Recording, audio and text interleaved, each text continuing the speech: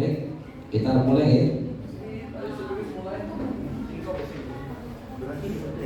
Yang terhormat Bapak Kepala SMP Wakil yang kali ini diwakili oleh Bapak Wakil Kepala Sekolah, yang saya hormati Bapak Ibu guru, staf dan karyawan SMP Wakil. Assalamualaikum warahmatullahi wabarakatuh.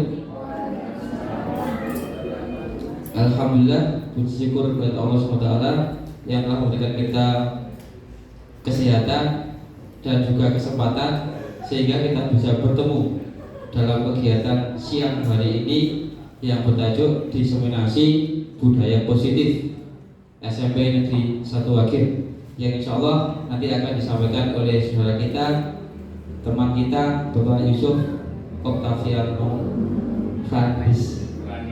Radiansyah SPD. Baik Bapak Ibu, untuk menyingkat waktu, mari kita awali kegiatan kita pada siang hari ini dengan berdoa, menundukkan wajah sejenak agar apa yang kita lakukan pada siang hari ini mendapatkan ridho dari Allah Subhanahu wa taala. Berdoa dimulai.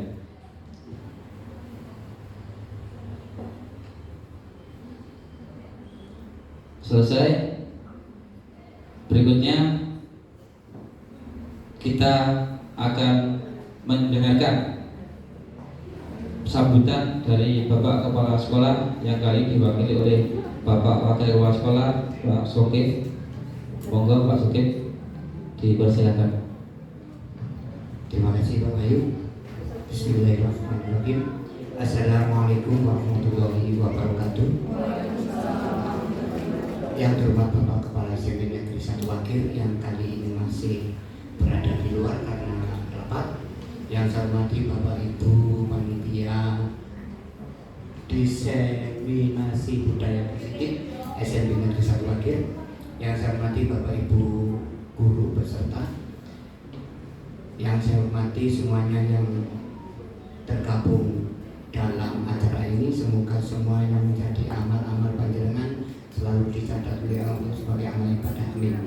Bapak Ibu guru semuanya, pertama saya panjatkan puji syukur kehadirat Allah Subhanahu wa taala karena di samping dari kesibukan kita mengajar, kita masih diberikan kesehatan, kekuatan, kesempatan sehingga kita dapat berkumpul di lab IPA ini dalam rangka yang tadi sudah saya sebutkan. Semoga semuanya yang terlibat, baik panitia, peserta maupun siapapun, selalu mendapat kesehatan, kekuatan, dan anugerah dari Tuhan Yang Maha Kuasa. Amin. Allahumma amin.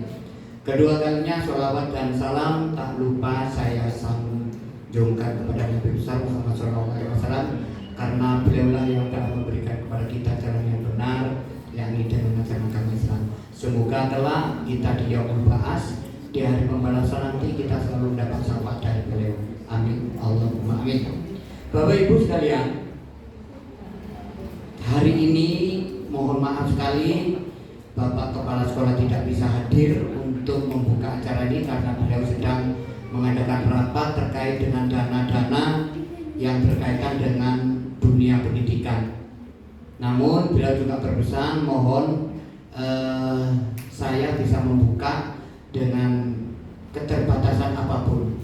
Untuk itu harapannya beliau yang pertama adalah mohon acara ini diikuti dengan seksama dalam waktu yang sesingkat-singkatnya. Betul. Seksama tapi dalam waktu yang sesingkat-singkatnya. Nah ini pesan untuk panitia, berarti gak boleh suwi-suwi. Nah itu ya. Itu yang pertama. Yang kedua, ayo. Artinya apa yang akan disampaikan oleh pemateri nanti bisa kita bisa kita pahami dan nantinya tentu akan berguna juga bagi kita. Itu aja pesannya. Semoga kita sudah meninggalkan tugas kita untuk mengajar kepada anak-anak. Harapannya gantian materi ini bisa mengganti bahwa memang tugas kita adalah untuk mengajar. Semoga ganti-ganti, artinya bahwa kita juga nanti pulangnya 1:30 ganti tidak mengajar anak-anak, tapi kita ibarat seorang dagang kan pulaan ya kita, gitu Pak Yusuf ya. Jadi nggak cuma memberikan pelajaran, tapi kita ini ulakan supaya nanti benar-benar untuk ke anak-anak itu akan jadi lebih bagus lagi. Tentunya harapannya seperti itu. Untuk itu pada kesempatan di siang hari ini tepat pada jam 12:54 acara diseminasi budaya positif resmi saya buka dengan ucapan Bismillahirrahmanirrahim.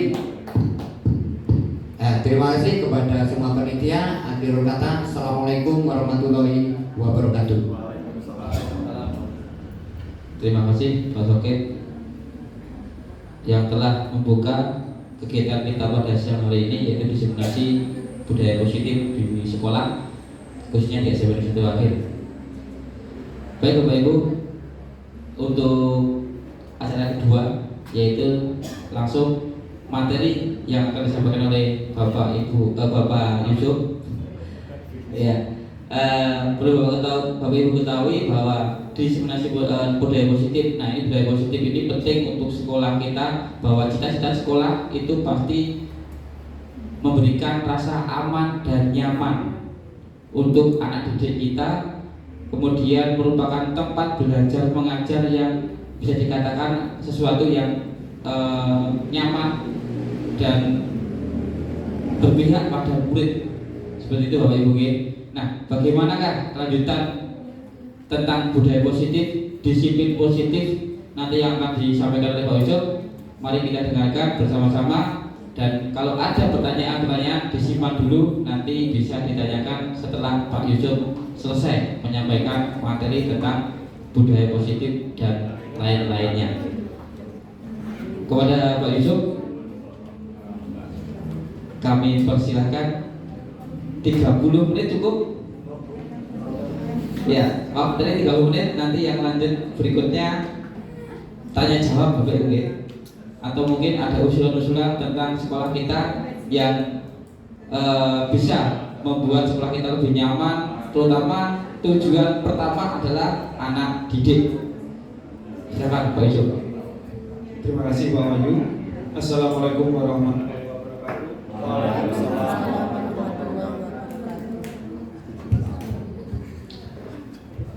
Selamat siang, salam sejahtera untuk kita semua. Yang terhormat Bapak Kepala SMP Negeri 1 Akhir atau yang mewakili, yang kami hormati Bapak Ibu Guru pengajar di SMP Negeri 1 Akhir. Alhamdulillah pada kesempatan siang hari ini kita dapat berkumpul bersama untuk berbagi dan bertukar pikiran. Jadi di depan ini saya sebenarnya bukan sebagai pemateri Bapak Ibu, karena di sini kita berbagi praktik baik tentang budaya positif. Alhamdulillah ada Pak Wahyu, Pak Redi, dan Bu Pre yang sudah lulus guru penggerak. Ini salah satu kegiatan dari guru penggerak, yaitu mendiseminasikan materi tentang budaya positif. Spesifikasinya nanti itu tentang disiplin positif. Sebelum kita mulai, di situ ada 3 pertanyaan besar yang ada di depan. Yang pertama, apakah menghukum anak itu dapat mendisiplinkan anak? Apakah hukuman dapat mendisiplinkan anak? Setuju atau tidak? Setuju dan tidak setuju. Mungkin ada yang mau menjawab Pak Yusuf. Setuju. Setuju bagaimana Pak Sokim? Setuju. Begini, dalam ranah pendidikan atau ranah hukum itu tentu ada sesuatu yang harus kita patuhi. Nah, kalau sudah kita katakanlah sudah kita buat dan itu harus kita patuhi, kalau enggak, ya tentunya nanti gimana kita buat sendiri, katakanlah ini harus A, ternyata kemudian setelah di pelanggaran nggak ada timbal baliknya. Maka dari itu kalau itu nggak dilaksanakan, ya mending hukuman itu tidak dibuat. Oke, Itu satu. Terima kasih. Maksudnya ketika ada peraturan, maka jika yang melanggar harus dihukum sesuai dengan peraturan yang telah dibuat. Ya. Nah, oke, itu menurut Pak Sokim. Sekarang Bu Eka tidak setuju. Alasannya Bu Eka, Bu Eka ini di depan.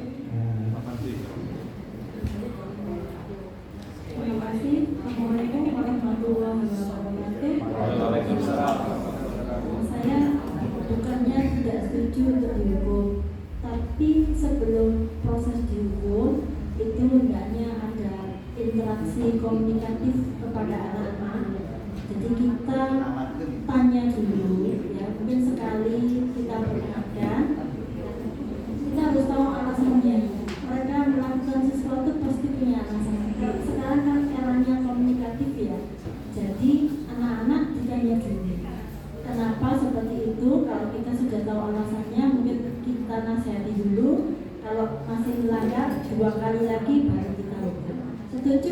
Cuma harus ada proses dulu. Terima kasih. Terima kasih Bu Eka. Luar biasa sekali katanya Bu Eka. Kita lihat dulu alasannya dari siswa sehingga melanggar aturan yang telah kita sepakati apa. 1 kali mungkin itu peringatan, 2 kali berarti nanti dikenai hukuman, mungkin seperti itu. Boleh sama Pak Yusuf? Nanti aja. Tidak, maksudnya gini, karena ini masih ada sangkutnya dari yang saya ucapkan tadi, bahwa peringatan itu adalah bagian dari hukuman. Nah, boleh. Contoh sepak bola, kartu kuning itu kan peringatan, itu juga merupakan hukuman. Jadi non-design kalau kita tidak menghukum peringatan dan petua atau pembinaan itu pun juga bagian dari sebuah hukuman. Terima kasih. Baik, terima kasih. Yang kedua, pemberi hukuman dengan hal positif membaca atau membersihkan halaman sekolah dapat meningkatkan kedisiplinan. Nah, intinya ini tentang hukuman 1, 2. Yang ketiga, apakah memberi penghargaan? Reward, di sini reward itu penghargaan bukan berupa apresiasi, karena nanti kita akan belajar perbedaannya antara reward dan apresiasi. Itu berbeda. Akan meningkatkan motif belajar anak. Nah, sebelum ke sana, jawabannya jenengan silakan direkam aja terlebih dahulu. Nanti dari hasil diskusi kita, kira-kira oh ternyata begitu ya. Nah, jadi ini pertanyaannya, apakah punishment and reward, hukuman dan penghargaan itu akan mempengaruhi motivasi siswa? Sekarang kita lihat pada slide berikutnya Bapak Ibu. Ternyata sekarang terjadi perubahan paradigma di dunia pendidikan kita. Misalkan jenengan tahu murid jenengan nulis-nulis kertas kemudian disobek kertasnya, mesti kemudian digenggam yang erat. Jenengan mesti bujuk, apa sih saya kok pengen lihat. Ada yang temannya berusaha buka tangannya, ada yang digunakan dengan omong-omongan, coba sih ibu baca aja, bapak baca enggak kan, bapak kasih tahu atau ibu kasih tahu ke teman yang lain kok. Bapak pengen tahu dari tadi kamu itu nulis serius banget di kertas. Jadi seperti kertas yang digenggam, murid kita kemudian kita berusaha mengambil. Kalau kita mengambil secara paksa, apa yang terjadi Bapak Ibu? Melawan, menyakiti tangan dari murid kita yang menggenggam dengan paksa tersebut. Iya kan? Ada yang disakiti di situ. Kita membujuk itu kadang berhasil, kadang enggak. Ketika melakukan persuasi, bujukan, kita butuh yang namanya waktu. Kata kita di situ berusaha melakukan deal-dealan.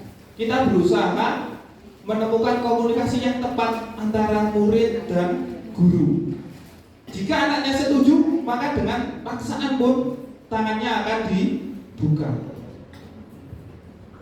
Terjadi paradigma yang bergeser di dunia pendidikan. Itu juga berlaku untuk hukuman tadi dan penghargaan. Karena selama ini mungkin kita sebagian besar mengalami ilusi teori kontrol. Kita berpikiran bahwa guru bisa mengontrol murid. Kita berpikiran bahwa guru bisa mengontrol murid. Dengan cara apa? Nanti ada yang namanya 5 teori kontrol dari guru. Yang kedua, ilusi bahwa kritik dan membuat orang merasa bersalah itu akan menguatkan karakter. Misalkan kita bilang, Bapak kecewa kecewa, sudah menerangkan segini banyak bla bla bla bla, tapi kamu tidak memperhatikan. Bapak kecewa, sudah berusaha ini itu, tapi kok hasil ulanganmu kok masih jelek. Ternyata menurut penelitian itu merupakan suatu ilusi. Kita memberikan perasaan yang bersalah, kita berikan kritikan yang terus-menerus akan mengubah karakter anak itu suatu ilusi. Yang ketiga, ilusi bahwa semua penguatan positif efektif dan bermanfaat. Ini menurut teori kontrol. Jadi kita berikan masukan terus kepada anak dengan nilai-nilai yang positif, harapannya anak tersebut akan berubah.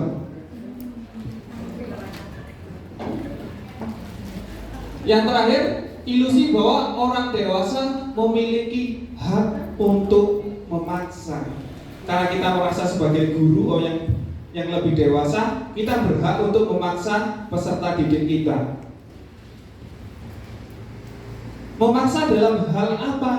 Kalau kita di filosofi Ki Hajar Dewantara 1.1, kita memberikan tugas yang tidak sesuai dengan kodrat alam dan kodrat zaman, itu merupakan suatu paksaan.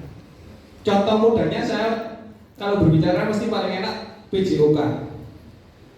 Anak nggak bisa main voli, nggak mungkin Pak Sogep dites voli kok passing terus, kudu iso passing ping 20 selama 1 menit, nggak mungkin, karena itu tidak sesuai dengan kodratnya anak. Anaknya nggak bisa, mesti dikasih tugas pengganti karo Pak Sogep. Wis boleh orang kumat tentang iki tentang voli, teko tok karo Pak Sogep wis dibiji ketok guys seragam, udah masuk penilaian pertama. Itu untuk olahraga, disesuaikan dengan kodratnya. Contoh yang paling ekstrim, anak nggak bisa renang, nggak mungkin kita lakukan tes renang. Jadi kita berikan tugas pengganti, walaupun bobotnya nggak sama, ya jelas nanti nilainya nggak akan sama dengan siswa yang telah mempraktikkan. Ngapunten, misalkan bahasa Inggris, anaknya nggak bisa ngomong bahasa Inggris, membaca saja nggak bisa bahasa Inggris. Sama Bu Eka nggak mungkin suruh baca teks 1 paragraf penuh, ya nggak mungkin. Malah apa? Kita mempermalukan murid kita di depan orang banyak. Diketai, baca gitu kok nggak bisa? Oh, kelas 9 baca bahasa Inggris salah-salah. Misalkan seperti itu. Bukannya kita mau menumbuh kembangkan peserta didik kita. Kalau orang Jawa bilangnya sekait mopus tambah dibrutes, ya nggak akan tumbuh apa-apa.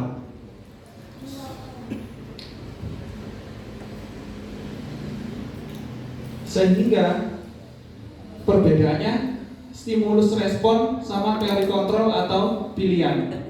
Kalau stimulus respon yang tadi, yang kita beranggapan kita bisa mengontrol penuh anak kita, mencoba mengubah agar pandangan sama. Intinya di situ. Kita nggak memfasilitasi bahwa anak itu berbeda dengan kita. Setiap anak A, B, C, D itu kemampuannya berbeda. Kita beranggapan lek kudu iso melayu 100 meter, kabeh kudu iso melayu 100 meter. Padahal kita nggak tahu kodrat alamnya anak. Misalkan anaknya pernah terjatuh kakinya sehingga berdiri pun untuk tegak susah, tapi kita paksakan untuk bisa berlari. Untuk teori kontrol atau pilihan, kita berusaha memahami pandangan yang lain. Jadi kita melihat sudut pandang yang berbeda. Perilaku buruk dilihat sebagai suatu kesalahan. Suatu kesalahan. Dulu Bu Pring dan Pak Redi bilang, sekarang yang kita lihat adalah aset. Kelebihannya apa? Jangan kita lihat kekurangan kita, kekurangan murid kita itu di mana. Sehingga di situ muncul semua perilaku memiliki tujuan. Ada alasannya. Ada alasannya.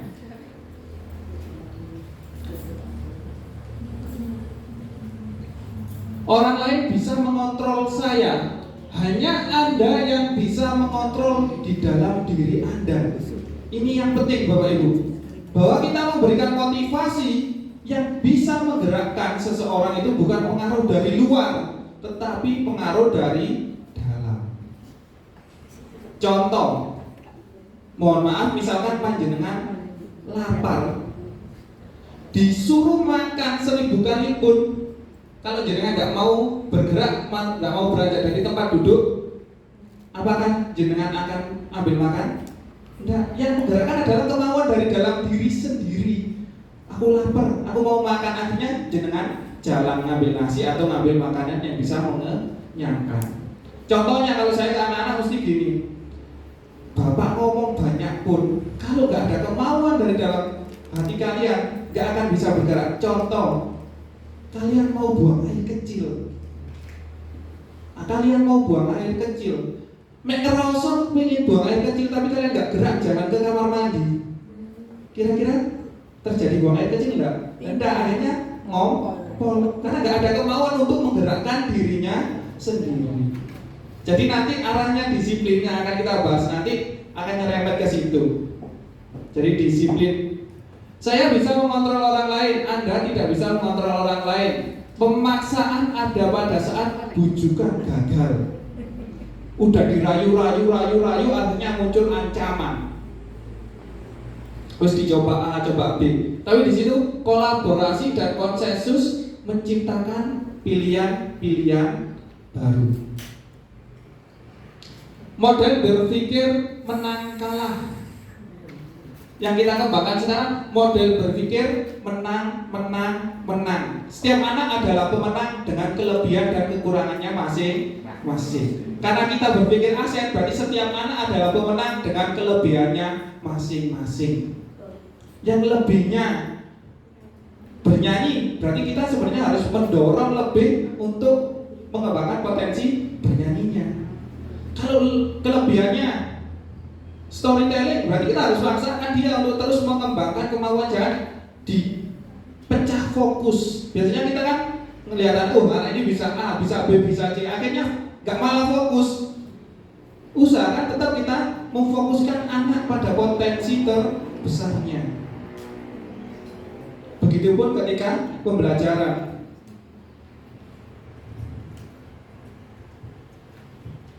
Ini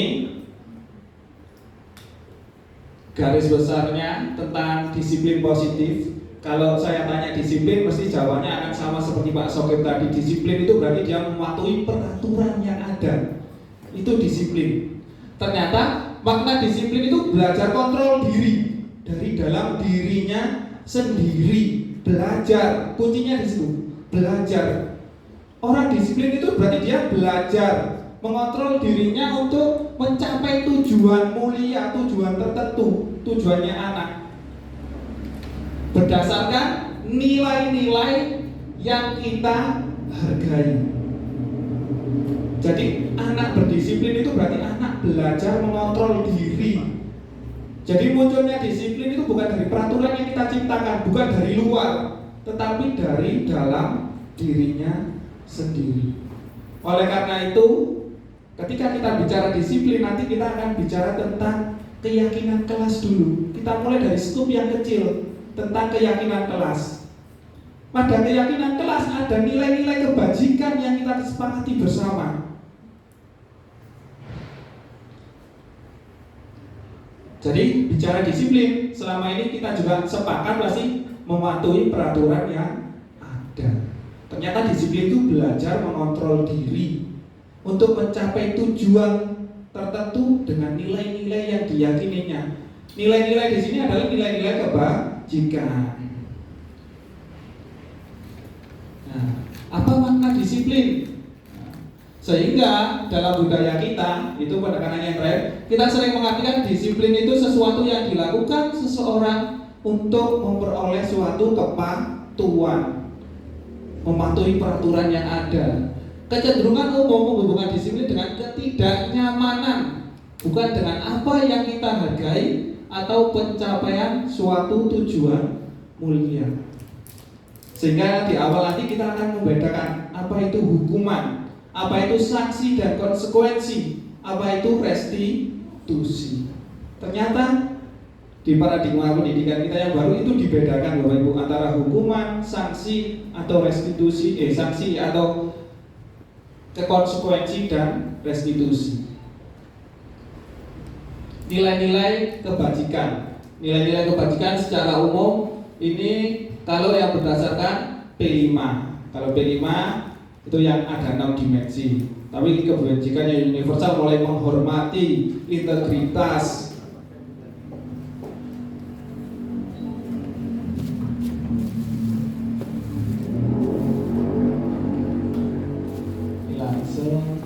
ini menurut Ki Hajar Dewantara. Siswa dikatakan merdeka. Merdeka itu artinya tidak terlepas dari perintah, akan tetapi juga cakap untuk memerintah dirinya sendiri. Berarti dia bisa menggerakkan dirinya sendiri.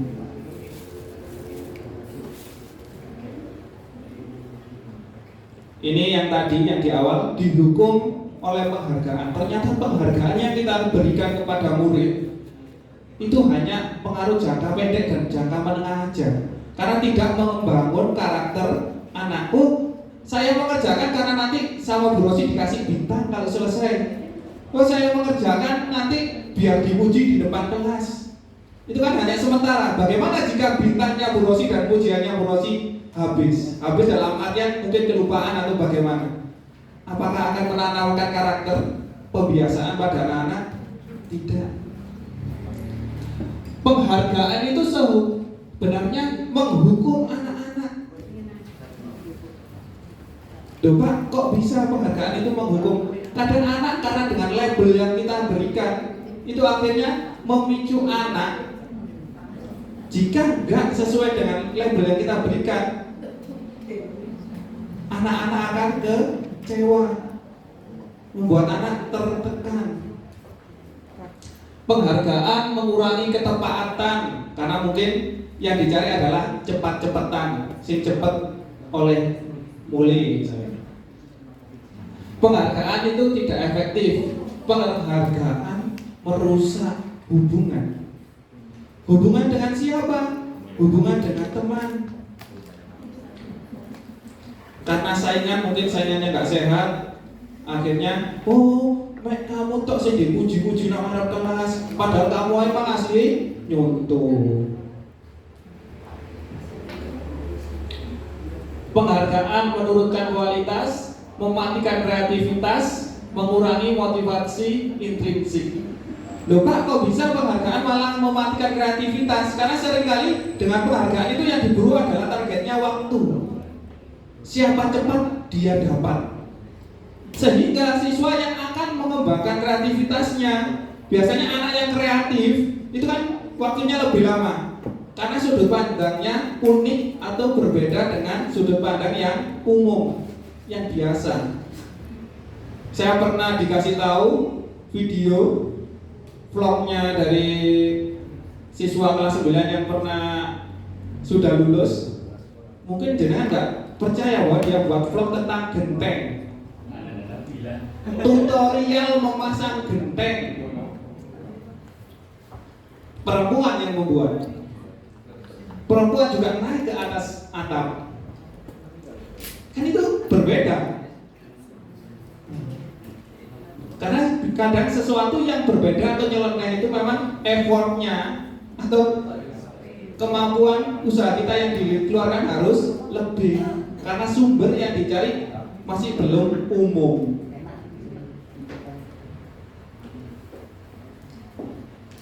Nah, ini apresiasi Bapak Ibu, beda dengan reward. Kalau reward itu kita memberikan sesuatu, barang, bintang tadi. Tapi apresiasi itu bentuk pengakuan secara khusus pribadi, fokus pada proses, memberikan pengakuan. Jenengan memberikan tepuk tangan di depan itu berupa apresiasi, bukan reward.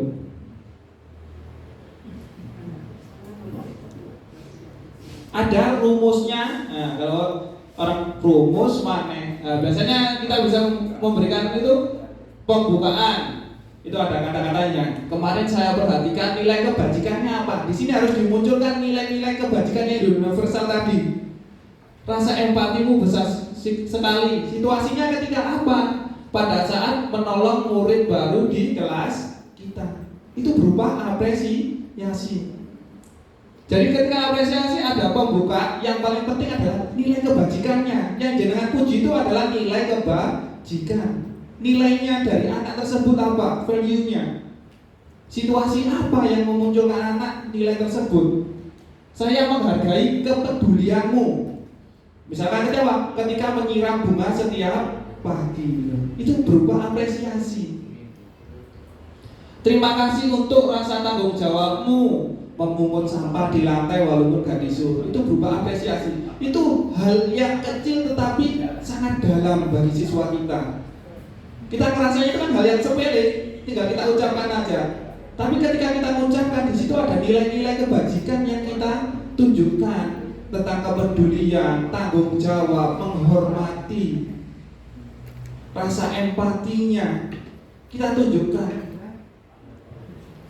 Karena hal kecil ini kadang yang membekas pada anak-anak walaupun nggak kita sadari. Sama seperti goresan luka yang kecil yang membekas pada anak-anak itu kadang juga kita nggak sadari. Mohon maaf misalkan kita pernah bilang goblok perkalian ngono gak iso. Mohon maaf. Kadang kita bilang gitu, akhirnya anak mikir, wah aku arek goblok apa aku belajar. Itu membekas. Dan itu sering. Karena pengalaman teman saya sendiri ketika SMA kelas 4 SD dia dibentak sama gurunya ketika membaca. Moco ngono gak iso. Akhirnya sekarang setiap di hadapan orang kalau membaca gagal. Sampai sekarang kalau di hadapan orang. Tapi ketika ngobrol sama temannya biasa. Ya gak ada masalah apa-apa. Diskusi suruh baca bagiannya lancar. Tetapi kalau ada orang yang dianggap lebih tua, guru, orang tua, langsung gagap sampai kakinya itu mengetuk-ngetuk gini.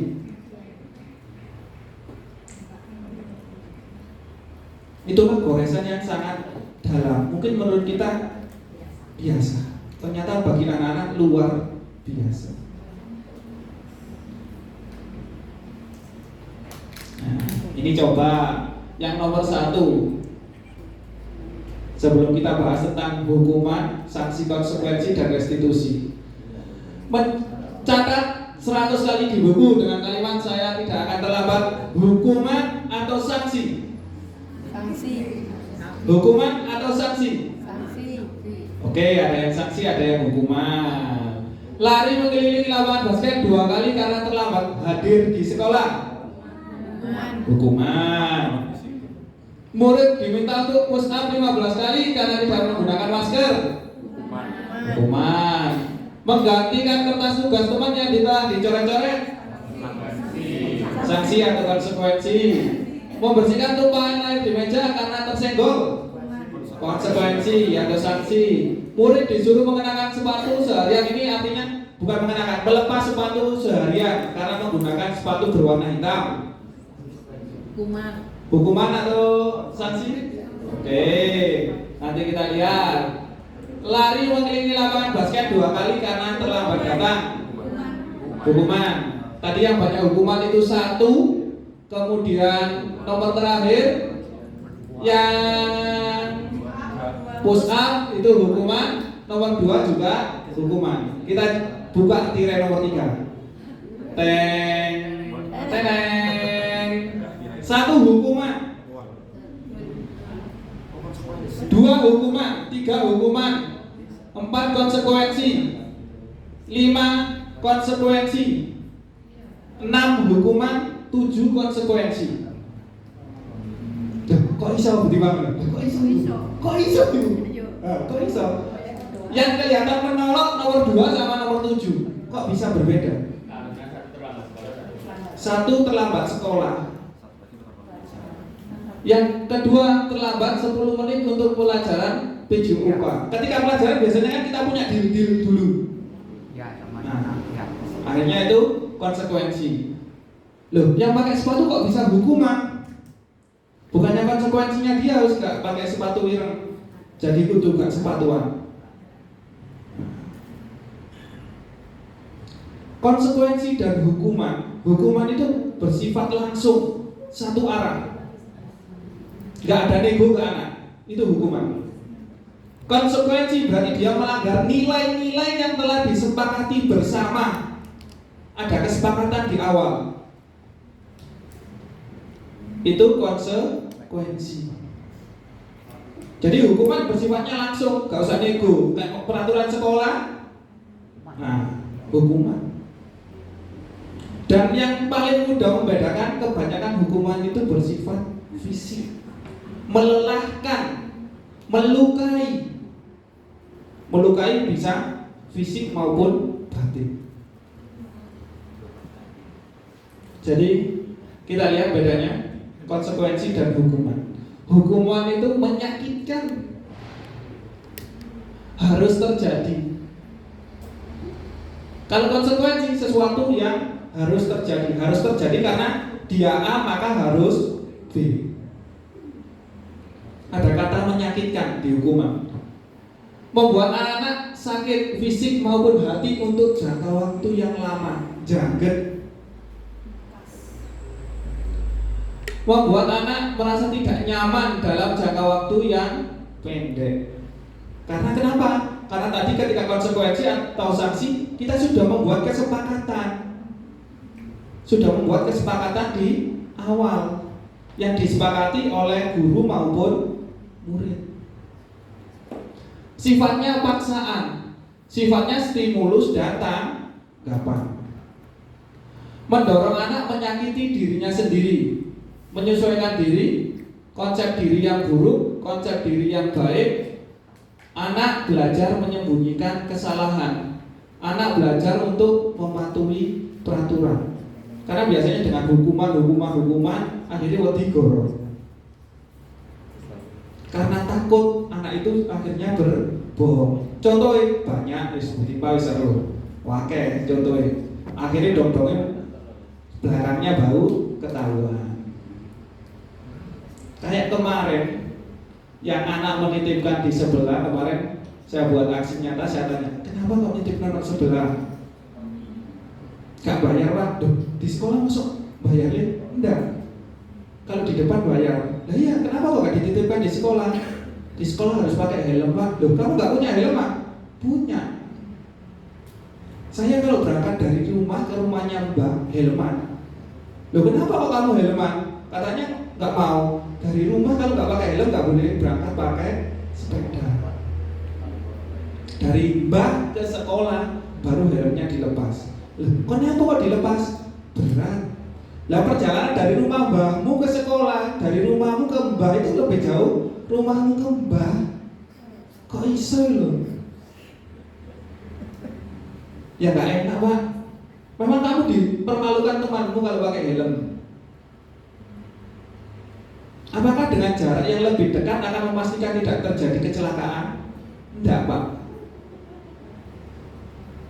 Memang gunakan helm buat apa Le?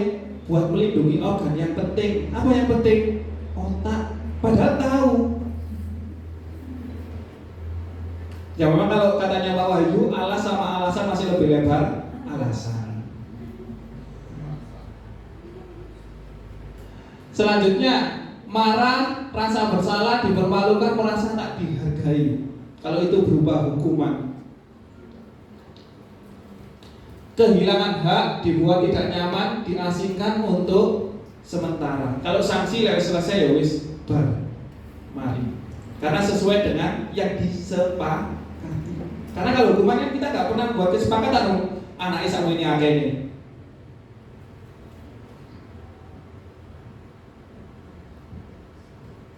Kemudian muncul pertanyaan berikutnya. Tadi kita bicara hukuman, sanksi, konsekuensi sama restitusi. Sanksi itu masih mepet-mepet sama restitusi kalau dilanjutkan. Restitusi itu suatu proses untuk perbaikan. Jadi untuk memperbaiki kesalahan. Tujuannya untuk menemukan solusi, bukan menghakimi. Sehingga ketika yang membuat salah itu kembali lagi ke kelompok yang lebih besar, dia sudah dikuatkan dengan karakter yang lebih baik. Itu restitusi. Jadi Bu Eka tadi di awal kalau cerita dicari, digali alasannya, disadari bahwa manusia membuat kesalahan itu adalah suatu hal yang wajar. Dibuat menyadari kesalahannya. Kemudian ditanya, kira-kira cara untuk memperbaiki kesalahanmu apa? Kira-kira hal yang untuk mengubah sikapmu selama ini bagaimana? Itu disebut restitusi. Nah, ini perbedaannya antara hukuman, disiplin. Jadi identitas gagal ini akhirnya malah menjatuhkan siswa. Restitusi yang identitas sukses ada dua, konsekuensi atau hukum sanksi sama restitusi. Fokus pada pemecahan masalah untuk baris keempat dari bawah. Jadi tujuannya restitusi adalah untuk memecahkan masalah. Coba dalek pancet ae, namanya proses. Namanya kita mengembangkan karakter. Tidak bisa duanya sekali sehari tanam, seminggu langsung panen. Memang harus ajeng terus menerus. Iya, karena kemarin ketika elaborasi disebutkan kita menanamkan karakter anak, panennya itu kadang baru 4-7 tahun ke depan. Kalau kita lihat lulusannya Wagir setelah lulus jenengan pirsani, loh ternyata itu bisa dari sini ya. Itu yang diberikan panjenengan semua selama 3 tahun di sini. Nempahnya 3 tahun, panennya bukan ketika di Wagir, bisa aja ketika di SMA maupun kuliah. Baru panen benih-benih yang panjenengan tanam. Jadi kalau kita mau melihat instan sekarang langsung, itu kecil sekali kemungkinannya.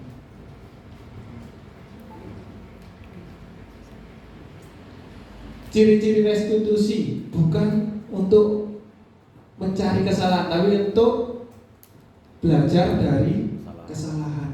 Jadi karena dia berbuat salah, akhirnya kita cari, kita gali solusinya bagaimana. Memperbaiki hubungan, tawaran bukan paksaan. Restitusi menuntut untuk melihat ke dalam diri. Karena disiplin itu tadi paradigmanya muncul dari dalam diri, dari dirinya sendiri, bukan dari faktor luar. Restitusi adalah cara untuk restitusi diri adalah cara yang paling baik. Fokus pada karakter. Kenapa karakter? Karena kita selalu tekankan nilai-nilai kebajikan apa yang telah kita sepakati yang tidak sesuai dengan tindakanmu. Nilai apa? Makanya ketika kita memberi apresiasi selalu kita tekankan nilai-nilai kebajikan yang muncul. Fokus pada solusi dan mengembalikan murid pada kelompoknya. Keyakinan kelas. Jadi dimulai semuanya itu kalau kita mau menerapkan disiplin positif itu dari lingkup yang terkecil, dari dalam kelas. Kita mulai dengan keyakinan kelas dulu. Karena apa? Karena agar memunculkan motivasi dalam dirinya anak-anak, bukan karena ada Bu Tipa di sebelah sana, di sana ditunggui Pak Ali, bukan. Karena anak-anak tertib itu memang muncul dari dalam diri, bukan dari luar. Karena dari luar, wow, Bu Tipa semari keliling, Bu Tipa ngali di mana kita Bapak Radi. Tadi buntut di belakangnya Bu Tipa mari diobrak-obrak, melawayu, muter nambur ini. Bu Tipa belok kiri, anak-anak lurus.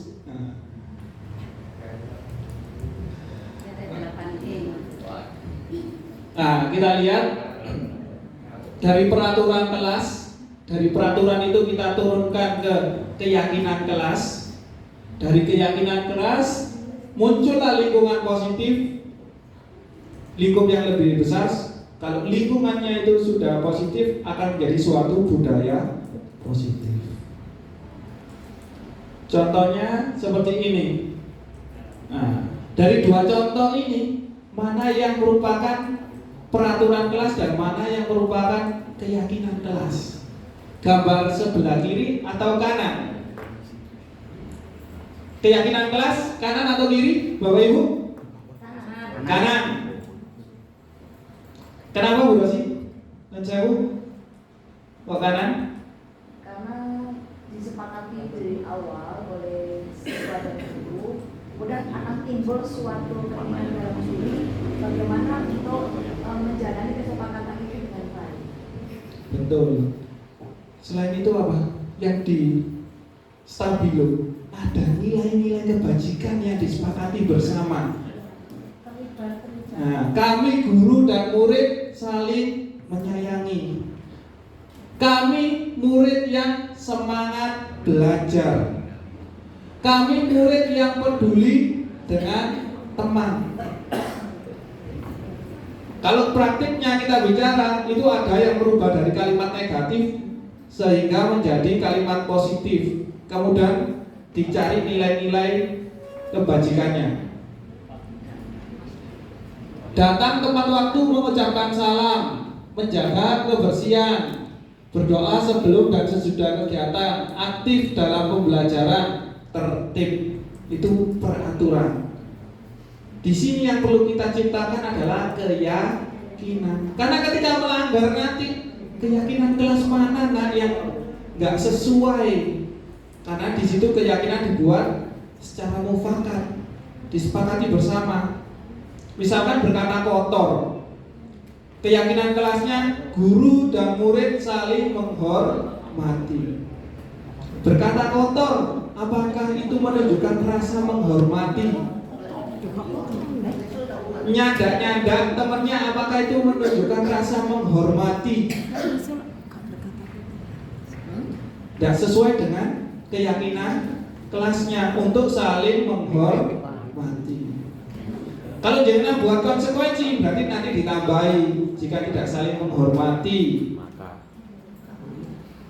Nah, itu konsekuensi. Maka konsekuensinya. Kan gini, misalnya saya mengajar dalam 10 kelas, nah itu ada kesepakatan di awal. Kalau saya dengar di manapun kalian berkata kotor, maka kalian akan saya minta untuk istighfar. Adikku yang mana? Membersihkan dosa dan kita mohon ampun sama Allah, itu sepakat. Nah, ketika anak berkata kotor, langsung mereka istighfar prosesnya sebanyak 25 kali. Ketika itu saya di luar, tidak ikut mengajar di kelas tersebut, dimanapun tempatnya, nggak peduli itu kelas yang saya ajar atau tidak. Bila telinga saya mendengarkan anak berkata kotor, maka saya aturan sini langsung istighfar 25 kali. Itu sebuah hukuman atau sebaliknya. Itu yang ingin saya ketahui. Karena kan harusnya ada kesepakatan di awal, tapi kan saya dengan kelasnya kan nggak ada kesepakatan, tapi saya juga memperlakukan itu gitu. Menurut Bu Rosi, kira-kira hukuman atau sanksi? Kalau di kelas lain mungkin itu sanksi, tapi ketika di kelas yang saya ajar itu nggak tahu tiba-tiba panjenengan suruh, itu kan berupa paksaan. Iya, paksaan. Akhirnya menjadi hukuman. Ketika yang sudah saya ajar sebelum ada kesepakatan itu bukan hukuman kan? Tapi kan nilai kebajikannya, misalnya nilainya yang dimunculkan menghormati. Siapa yang sebenarnya dihormati dengan tidak berkata kotor? Pertama pasti dirinya sendiri. Kita tekankan pada anak-anak menghormati sebelum kita menghormati orang lain. Kita harus bisa menghormati diri kita sendiri. Menghormati diri sendiri itu banyak sekali Bapak Ibu. Penampilan compang-camping, misalkan bajunya keluar, potongannya tidak rapi. Kira-kira dia menghormati dirinya sendiri atau tidak? Tidak. Berarti dia belum bisa menghormati dirinya sendiri.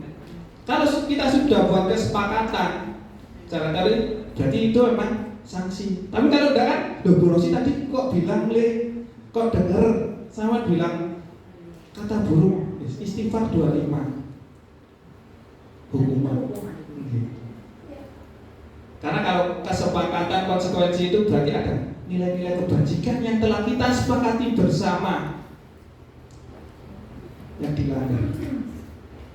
Yang kedua, dalam tadi Diana juga kita kan seharusnya tidak mempermalukan anak-anak.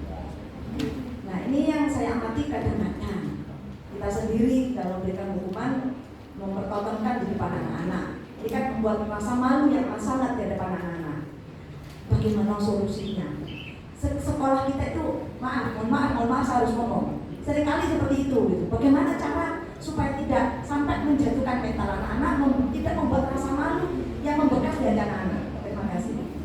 Kalau nggak salah kan, kalau kita mengingatkan, setidaknya kita ingatkan secara person per person. Orang lain nggak tahu. Seperti itu kan Bu Rosi. Dilakukan kepada anak-anak pun sebisa mungkin sama. Misalkan dibawa ke ruang tertutup, khusus yang mau ngasih peringatan aja yang tahu, monggo. Istilahnya jangan sampai teman yang lain tahu apa kesalahan atau hal-hal yang kita sampaikan itu ternyata melukai siswa kita di hadapan teman yang lain. Harapannya seperti itu. Jadi sebisa mungkin walaupun nggak ke murid, misalnya kita ke teman sendiri kan jenengan pasti ditarik. Aku pengen ngomong, kok gini. Walaupun di kelas pun kadang kita sebagai guru kadang juga kalau keceplosan. Kok delok yang ini kadang karena namanya orang yang ngajar beberapa jam, kesel akhirnya muntap, orang Jawa muntap diungkapkan di depan. Lebih baiknya kan diajak keluar sebentar ngomong agar anak itu yang satu kuncinya percaya pada gurunya. Kalau anak itu nggak percaya pada gurunya, mohon maaf yang namanya cerita nggak akan pernah ada cerita. Mereka lebih baik memendamnya sendiri daripada diceritakan yang akhirnya memalukan, tanda kutip ya, memalukan anak tersebut. Kadang kan anak ada yang cerita entah itu kondisi keluarganya atau apa, itu kan menunjukkan bahwa anak tersebut percaya pada jenengan. Anak mau bercerita hal kecil pun, kadang kan menurut kita ini hal kecil tapi sama hari ini belum cerita ya. Berarti itu menunjukkan rasa yang percaya kita sebagai guru. Yang paling penting adalah kita bisa menjaga kepercayaan siswa kepada kita. Karena namanya manusia, kita nggak mungkin lepas dari lelah wis ngajar dowo akhirnya lepas kontrol. Tapi kan sebisa mungkin kita masih bisa jurus yang kedua, meminta maaf. Gak ada salahnya guru meminta maaf pada murid. Karena ada yang bilang, ya anaknya Pak Kures bukan yang Najwa, yang Laila. Guru itu murid, murid itu guru. Kita sama-sama belajarnya. Kadang pada momen-momen tertentu kita lihat loh, ternyata ini kok memberikan nilai yang nggak saya miliki. Kita sama-sama belajarnya di situ. Bukan posisi kita di depan ini yang teori kontrol tadi kita bisa mengalahkan murid-murid kita, bukan. Posisi kita sama dengan anak-anak. Jadi Pak Sun. Ya, tambahan Pak Yusuf, mohon boleh sama nih. Bapak Ibu sekalian, untuk pemateri Pak Yusuf tadi sudah disampaikan bahwa tentang hukuman. Saya pernah mengikuti sebuah seminar dengan bapak-bapak kepolisian yang terkait dengan hukuman tadi. Kan kebetulan hukumannya itu contohnya adalah hukuman yang fisik. Nah, maka dari itu pada saat itu bapak polisi bersama krunya itu gimana cara mengubah mindset dari bapak ibu guru itu menjadi sebuah hukuman yang bermartabat. Nah, pada saat itu juga kita juga bertanya, hukuman yang bermartabat itu seperti apa kan gitu. Itu satu. Nah, kalau terus kemudian melihat apa yang Pak Yusuf paparkan dari awal tadi, itu kan seputar hukuman, sanksi dan teman-temannya tadi ya, apa itu tadi? Restitusi dan kalau contoh itu nggak ada peraturan yang kita buat yang dibuat oleh kesiswaan, tentunya mungkin pegangan anak-anak untuk berbuat disiplin di depan sana mungkin nggak ada. Gitu loh. Makanya kemudian mungkin dari sini nanti bisa dibuat atau ditelurkan bahwa dari keterangan Pak Yusuf ini nanti kesiswaan akan mengkaji ulang kembali kira-kira hukuman apa yang bermartabat. Karena pada saat itu juga kami para peserta juga nggak tahu. Terus Pak polisinya waktu itu juga ya apa ya hukuman bermartabat seperti itu. Nah, itu satu. Yang kemudian yang kedua, kalau nanti gak dihukum, ada semacam faktor pembiaran, apa kita juga tidak salah? Itu aja. Terima kasih. Terima kasih Pak Su. Terkait hukuman tadi kan sifatnya paksaan. Jadi langsung serta-merta yang menyakitkan anak. Kalau kita bicara hukuman, seringkali termasuk juga pada perangkat akreditasi mesti ditanyakan, apakah kita melibatkan orang tua untuk membuat kebijakan di sekolah? Apakah kita melibatkan siswa untuk membuat peraturan di sekolah? Di akreditasi itu ada, berarti seharusnya di lapangan juga ada. Itu seharusnya. Kalau kita bicara secara teori ini, berarti ketika kita membuat peraturan sekolah, berarti orang tua dan anak-anak juga dilibatkan. Setidaknya dalam bentuk kuesioner saja yang disepakati, bisa di-share. Misalkan jika terlambat sekolah, dikatakan terlambat itu jika nggak masuk sudah melewati waktu berapa menit, kan bisa dipilih anak-anak. Apa nggak sebaiknya juga melibatkan BK? Kalau itu kan, maksudnya ini kan bisa kita share awalnya kuesionernya yang melibatkan siswa dan orang tua. Jadi kita cuma ingin tahu sudut pandang mereka itu tentang hukuman seperti apa sih sebenarnya. Karena mungkin, mohon maaf, kasus yang di luar sampai viral itu belum nemu titik yang sama antara sekolah sama orang tua dengan yang disebut sanksi atau misalkan disebut hukuman, akhirnya viral sampai ke kepolisian. Karena belum ada titik tengah yang menghubungkan antara orang tua sama peraturan sekolah atau siswa dengan peraturan sekolah. Ini saya lanjut ya. Caranya ketika kita membuat keyakinan kelas, kita ada yang namanya tabel Y dan tabel T. Tabel Y itu isinya terlihat, terdengar, berperilaku, karena di sini kita bicara nilai-nilai kebajikannya. Menghormati itu terlihat seperti apa? Menghormati itu berperilaku yang seperti apa? Menghormati itu terdengar seperti apa? Menghormati terdengar jika bertemu dengan guru mengucapkan salam. Terlihat jika bertemu dengan guru tersenyum. Terdengar sapaan, Pak, Bu. Kemudian ada tabel T. Tabel T itu tampak dan tidak tampak. Sebenarnya kalau kita lakukan di kelas, prosesnya memang cukup lama. Jadi di awal semester ketika membentukkan struktur, kita juga membuat keyakinan kelas. Dimulai dari tabel T dan tabel Y. Dijabarkan. Menghormati itu yang seperti apa? Menghormati itu tidak tampak itu berarti yang tidak hormat. Hal-hal apa aja yang tidak hormat?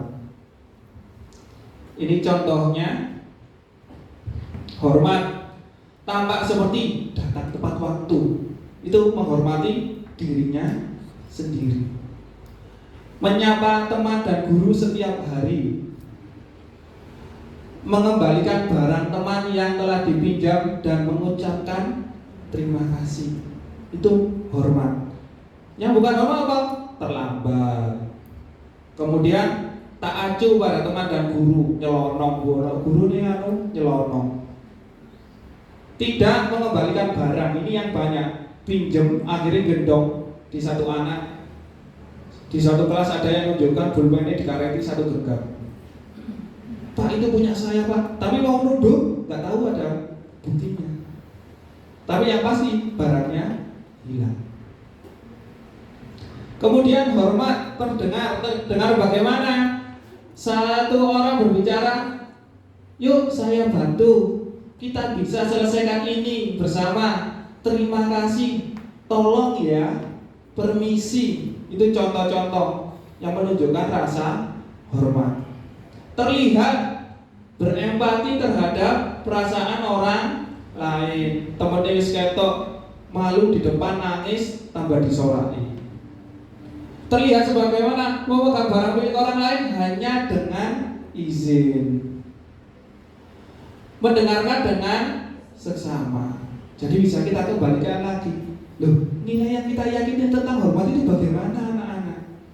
Kita kembalikan pada kesepakatan yang kemudian menjadi keyakinan kelas.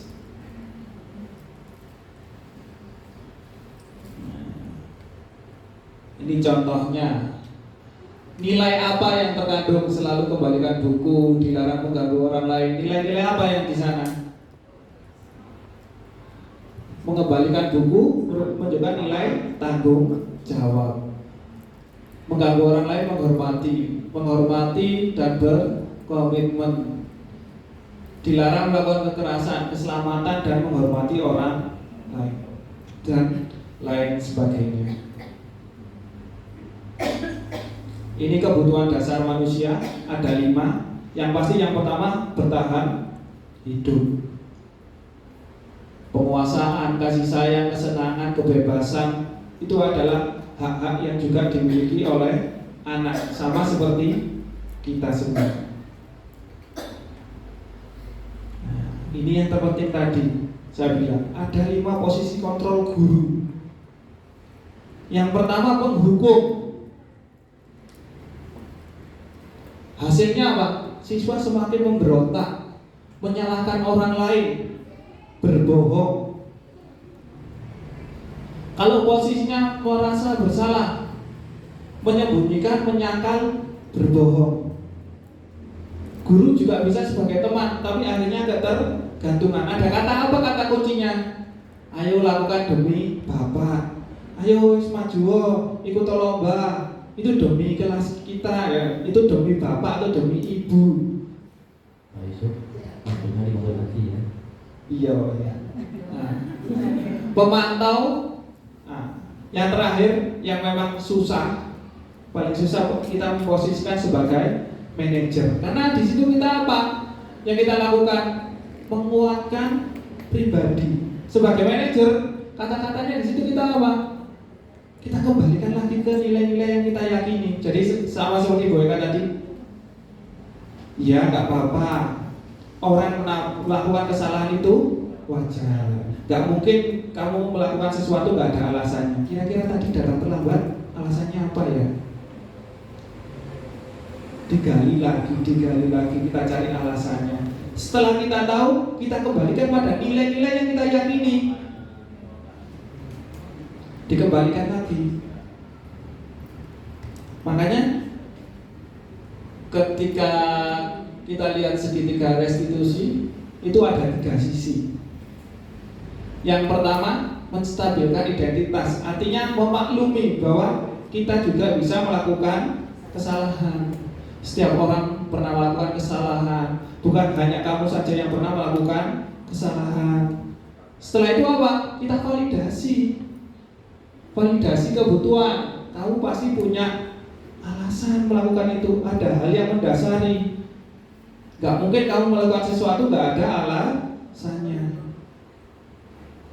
Setelah itu menanyakan keyakinan, di cross check lagi sama nilai-nilai kebajikan yang telah kita sepakati. Nilai-nilai apa yang telah kita sepakati, sesuai tidak dengan tingkahnya? Kamu ingin menjadi orang yang seperti apa sehingga melakukan hal-hal seperti itu? Ada nggak solusinya? Jadi kita menanyakan solusi itu bukan dari gurunya yang memberi solusi, tapi kita gali dari dalam dirinya siswa. Misalkan setelah berkata kotor ke guru, siswanya bilang, saya nanti akan minta maaf ke Pak A, saya nanti mau minta maaf ke Bu B. Oke, kita sudah dapat satu solusi, karena tujuan kita di sini adalah mencari solusi. Oke, kita sepakati. Pertama, meminta maaf. Apakah ada hal yang lain untuk memperbaiki kesalahanmu selain minta maaf? Digalinya dari anak-anak. Kita hanya memberi masukan, karena yang akan mengerjakan adalah anak-anak. Kuncinya di situ. Tapi kalau hukuman, mau gak mau kamu harus melakukan ini. Bukan dari dalam dirinya anak untuk tergerak, tapi kalau dari restitusi dimunculkan dari dalam diri. Kalau sudah pertama minta maaf ya jangan dibuka. Mosok memang tak maaf toh, ono yo bodoh ae. Kan biasanya apunten kita sering kayak gitu. Karena meremehkan, padahal itu hal yang besar sudah diucapkan. Karena meminta maaf itu kadang tidak mudah. Karena harus menurunkan egonya siswa. Kemudian peteng-tengan wis sumune dawa 2 meter kawan minta maaf, wis aku mending gak minta maaf, wis mending dihukum meneh. Kadang ada yang seperti itu. Iya. Makanya kita apresiasi, oke, minta maaf. Kira-kira ada cara lain yang untuk memperbaiki kesalahanmu apa?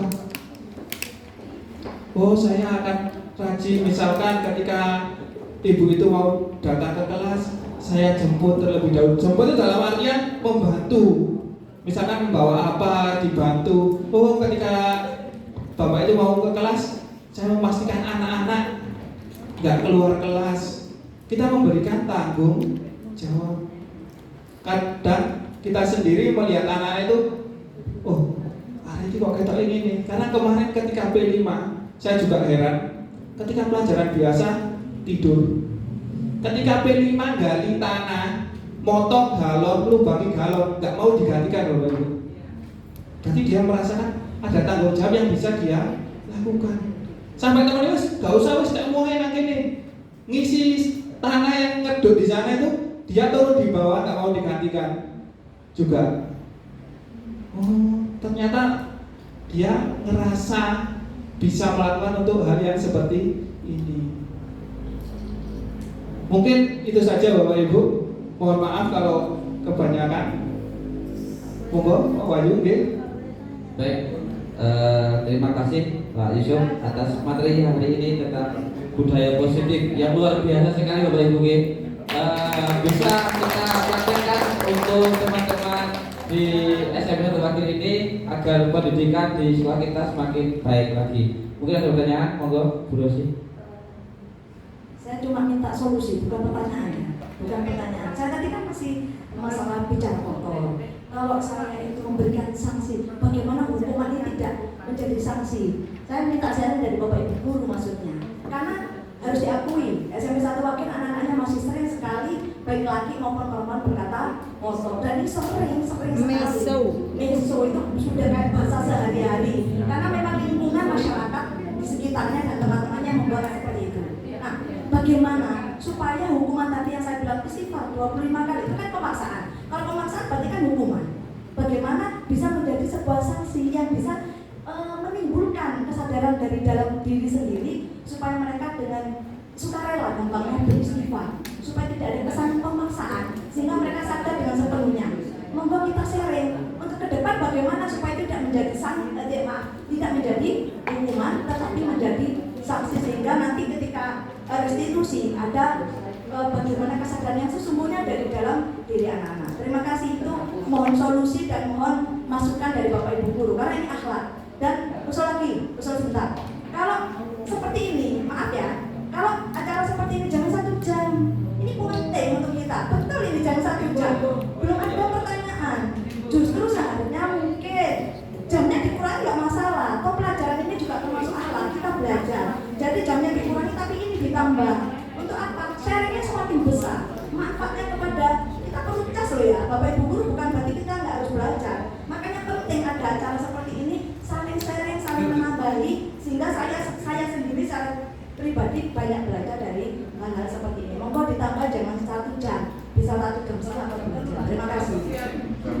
Terima kasih Bu Rosi atas masukan, pertanyaan maupun permintaannya. Insya Allah nanti kita agendakan lagi pada angkatan berikutnya. Insya Allah Bu Yuli nanti angkatan 10, semoga kita doakan lolos. Dan nanti kakak Bu Yuli yang juga mengatur jamnya nanti bisa lebih panjang lagi Bu Yuli ya. Insya Allah seperti itu. Pak Yusuf, monggo silakan di Mungkin sebelum ke Bu Rosi, ini kemarin kan juga dapat dari pengajar praktek saya. Kemarin itu ditanya, "Loh Pak, jenengan punya kelompok praktisi?" Punya Bu. Itu mulainya dulu ketika COVID. Kita sering belajar bareng. Dulu kalau ingat kita punya grup yang namanya Diklat Online. Masih ingat kan? Sekarang dan masih ada. Nah, itu salahnya, coba itu aja dihidupkan kembali, nggak apa-apa, nggak perlu lama, 30-40 menit sepulang sekolah kita bisa sharing, misalkan tentang pembelajaran. Ada, oh ini loh Canva ada cara membuat gini, oke. Misalkan Pak Lukman, oh, aku kemarin Mari PPD ada aplikasi ini menarik ini, monggo. Jadi siapa saja yang mau berbagi, jadi kita di sini berbagi praktik baik, makanya berbagi praktik baik kita sampaikan, siapa tahu memang bisa tertular semua. Dengan berbagi praktik baik ini kita apa? Pertama, membuka diskusi. Dengan membuka diskusi memungkinkan kolaborasi. Kolaborasi berarti kita bekerja sama semuanya. Karena semua hal ini nggak bisa jalan kalau masih part bagian. Semua harus jadi satu, berkolaborasi. Nangani anak bukan masalahnya kesiswaan dan BK saja, bukan. Kita guru kelas juga terlibat di dalamnya. Makanya sebelum muncul keluar, kalau kita sudah melihat ada tanda-tanda, bisa kita gali terlebih dahulu.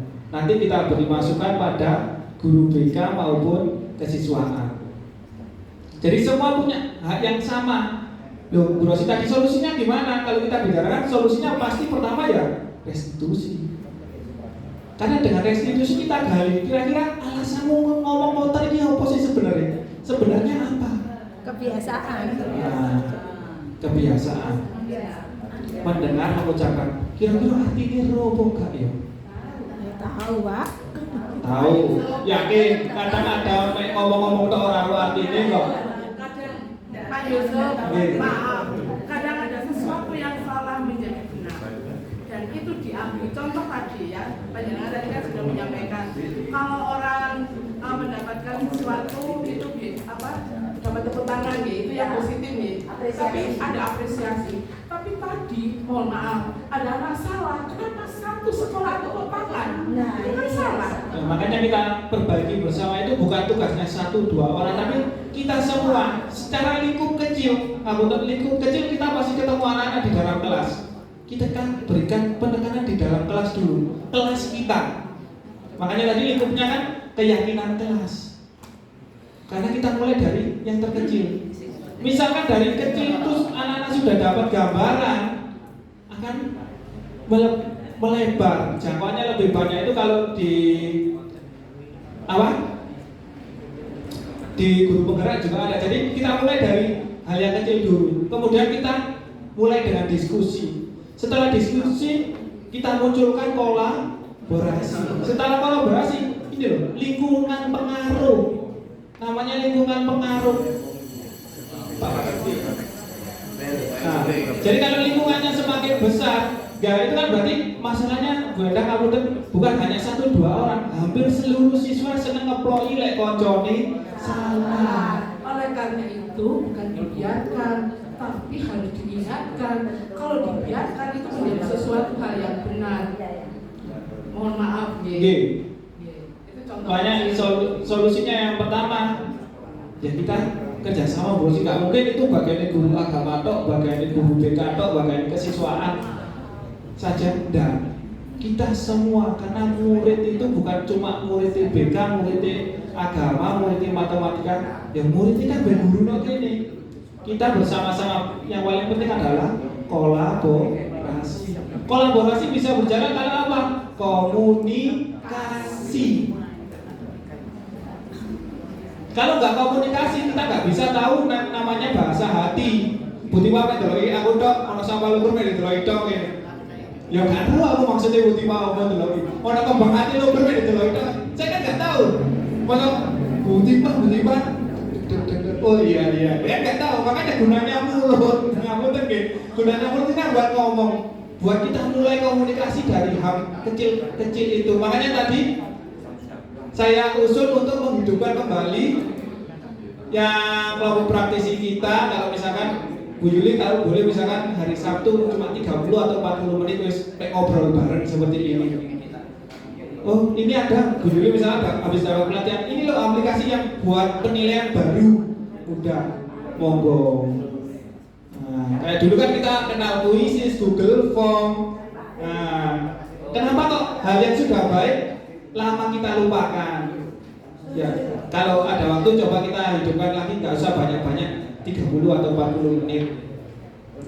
Mungkin itu harapan saya. Jadi Bu Rosi, jawabannya apa? Kalau misalkan seperti itu, coba direstitusi dulu dari anaknya. Kalau sudah membesar, berarti kan itu suatu sistem. Kalau kita lihat kayak anak-anak kumpul-kumpul, orangnya kan itu aja sebenarnya. Kalau ditanya ternyata mereka bisa jawab loh, tahu kesalahannya, tahu. Kalau ditanyain kira-kira mau perbaikinya apa, tahu dan mau. Tapi berarti kurang apa? Kita kurang aja. Terus-menerus memang yang namanya perubahan tidak ada yang instan. Kayak yang di depan tadi bilang, ada yang teori mengatakan kalau kita menanamkan tentang pembiasaan itu baru panen 4-7 tahun ke depan. Jadi kalau wis ketok arek nakal saiki kita beritahu gak mungkin sing netesi siji. Mungkin yang ditetesi isowan 10 baru hatinya terketuk, muncul dari dalam dirinya sendiri. Karena tujuannya di sini disiplin positif yaitu memunculkan nilai-nilai kebajikan dari dalam dirinya anak-anak, bukan dari faktor luar. Kayak yang tadi saya bilang kayak Buti Pak wis ngawe ini melawai di sing ngaji. Mek muntah tiba ana buri Buti Pak mek gua arane boleh menawi enggak campur. Kan seperti itu kadang. Makanya mohon maaf Bapak Ibu kalau ada materi yang kurang sesuai, mungkin ada lagi yang mau diskusikan. Kata Pak Wahyu ada 5 menit sebelum 2.15. Monggo, masih ada kesempatan silakan. Oh iya, nanti yang penjelasan Pak Wahyu aja. Pak Yusuf tadi saya menyatakan ya, ada pernyataan bahwa penghargaan itu suatu hukuman. Minta diberi contoh, maksudnya gimana? Penghargaan adalah sebuah hukuman. Terima kasih. Penghargaan adalah suatu hukuman. Kok bisa? Kadang kita itu nggak tahu anak ketika kita beri label baik itu akhirnya memberikan tekanan pada anak tersebut. Ketika nggak memperoleh label yang dia peroleh, itu akan menjadi hukuman. Tertekan itu bukan tertekannya. Nah, tugas wis oleh wapi. Ketika ulangan kita nggak tahu mungkin sakit atau faktor apa nilainya. Mohon maaf, nangis. Itu ada ketika ujian nasional, saya lupa AIBK anak perempuan dulu, saya lupa. Akhirnya nangis nemui wali kelas, ngerasa dia gagal. Jadi itu yang menghukum itu bukan tanda kutip dengan kekerasan fisik tadi bukan, tapi secara mental. Karena label yang sudah kita berikan baik, akhirnya dia berpikiran ekspektasi kita dia baik. Pada suatu hal dia melakukan kesalahan dikit dan itu menjatuhkan beban moral. Itulah hukuman secara tidak langsung bagi anak. Dan itu banyak kalau kita lihat di berita, kenapa angka bunuh diri di anak usia sekolah tinggi. Ternyata salah satunya mereka nggak bisa menemukan tempat untuk menyuarakan hati. Menyuarakan hati dalam artinya tempat untuk ngobrol, curhat. Itu saja Bapak Ibu, mohon maaf kalau menyita waktu panjenengan lebih lama. Saya akhiri, wassalamualaikum warahmatullahi wabarakatuh. Waalaikumsalam. Baik, terima kasih Pak Yusuf atas materi yang disampaikan dan juga diskusi kita pada siang hari ini.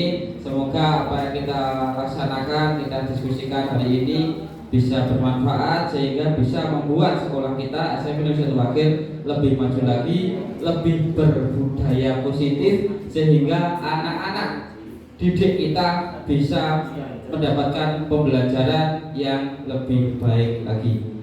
Untuk acara yang terakhir sebelum kita tutup sekaligus penutupan, mari kita berdoa yang akan dipimpin oleh Gus Lukman. Makanya sebelum penutupan Gus Lukman sinikan baca itu. Ini Pak Yusuf dan panitia yang semuanya, karena ini dilaksanakan di jam KBM, tentu tidak ada alasan untuk tidak mengikuti. Kecuali di luar jam itu, misalnya jam 3, jam 4, jam 5 dan seterusnya. Ini tadi kan jam 12 sampai jam 2. Jadi mohon kepada panitia, karena panitia ini bukan punya saya ya. Bukan panitia untuk ada beberapa orang yang nggak adil. Jadi mohon menjadi kajian Untuk ini, terima kasih. Baik, terima kasih Pak Sokim atas masukannya. Menuju acara terakhir yaitu kita penutupan doa penutup yang akan dipimpin oleh Pak Lukman untuk menutup doa pada siang hari ini. Kami sebagai panitia, MC dan sekaligus moderator, mohon maaf jika ada salah kata atau perbedaan laku dari kami. Kurang lebihnya mohon maaf. Kami tutup. Assalamualaikum warahmatullahi wabarakatuh. Baik, assalamualaikum warahmatullahi wabarakatuh. Luar biasa sekali Pak Yusuf, layak jadi guru penggerak. Amin.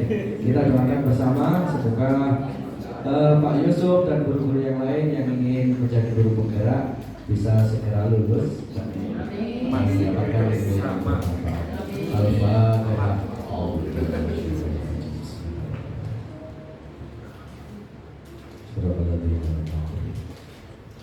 أعوذ بالله من الشيطان الرجيم بسم الله الرحمن الرحيم اللهم صل وسلم على سيدنا محمد والحمد لله رب العالمين حمد الشاكرين حمد الناعمين حمدا يوافي نعمه ويكافئ مزيدا يا ربنا لك الحمد لما ينبغي لجلال وجهك الكريم وعظيم سلطانك اللهم صل وسلم على سيدنا محمد صلى الله عليه وسلم بها من جميع الأهوال والآفات وتقضي لنا بها جميع الحاجات وتقضي لنا بها جميع الحاجات وتقضي لنا بها جميع الحاجات وتطهرنا بها من جميع السيئات وترفعنا بها على درجات وتبلغنا بأقصى الغايات من جميع الخيرات في الحياة والممات ربنا هب لنا من أزواجنا وذرياتنا قرة أعين واجعلنا للمتقين إماما ربنا اغفر لنا ذنوبنا ولوالدينا وارحمنا ووالدينا سوارا ربنا اجعلنا مقيم الصلاة ربنا اجعلنا مقيم الصلاة ربنا اجعلنا مقيم الصلاة ومن بدعاء ربنا آتنا في الدنيا حسنة وفي الآخرة حسنة benar. Sallallahu ala sayyidina Muhammad walhamdulillah. Assalamualaikum warahmatullahi wabarakatuh.